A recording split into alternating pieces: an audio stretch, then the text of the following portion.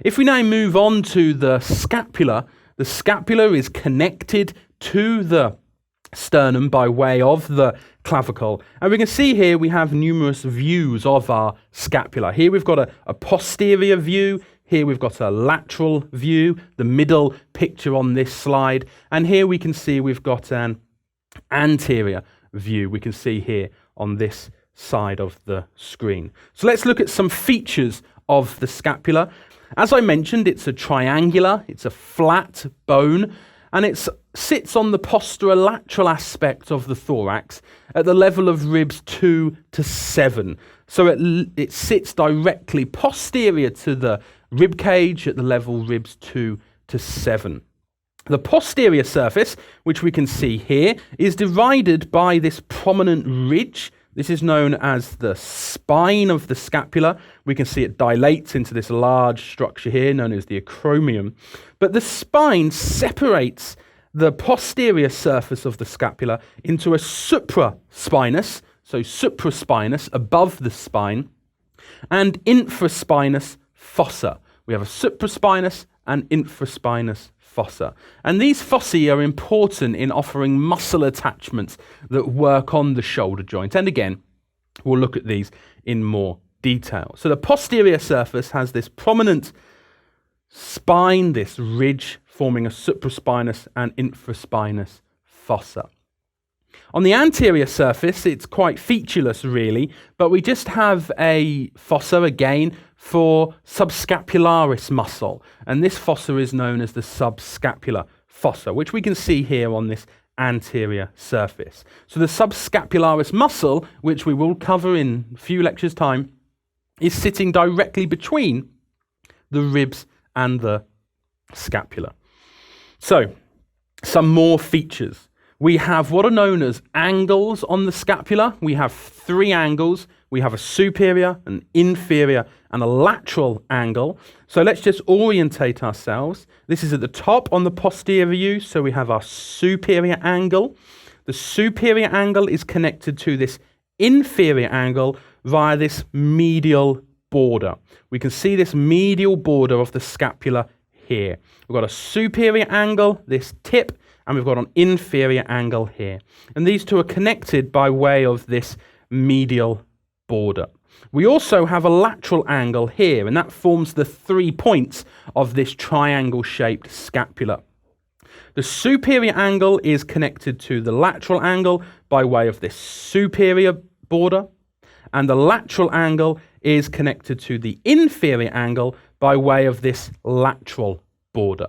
So on the scapula, we have these 3 angles, superior, inferior, and lateral, and these are connected via borders, medial, lateral, and superior borders. And we can see these on the screen. Superior angle, inferior angle, lateral angle. Medial border, lateral border, superior border. And let's have a look at a few more features that we can see. First of all, on this lateral border, we can see here, we have a neck of the scapula.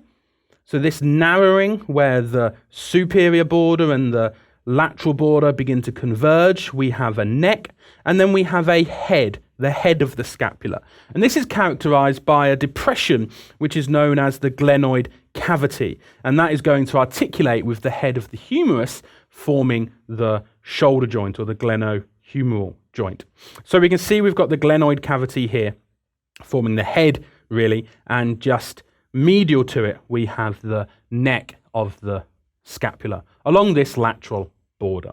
The superior border here, we have an important feature, and this is known as the suprascapular notch. The suprascapular notch is important as it allows a blood vessel to pass through or over the top of the scapula, and we'll come to that in due course in some later lectures. So here we can see various features which we can see on this posterior view.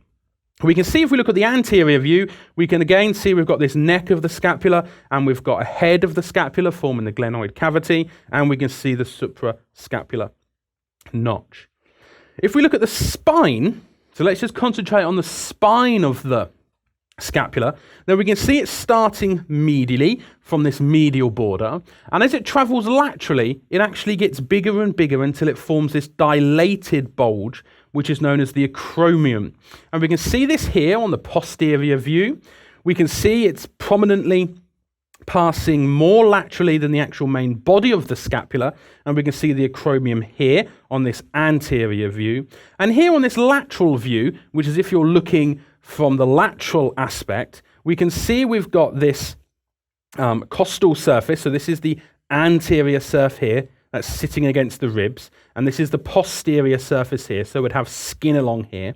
Here we can see the glenoid cavity, and then radiating up here, we've got the acromion. We can see it's almost running completely over the glenoid cavity. And that's important, as we'll come to realize, because it can help to prevent superior dislocation of the humerus. So we've got the acromion. And remember, in a few slides previously, we had the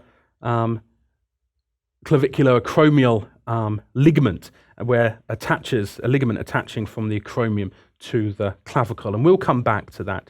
So we've got the spine here of the scapula, and it articulates with the clavicle.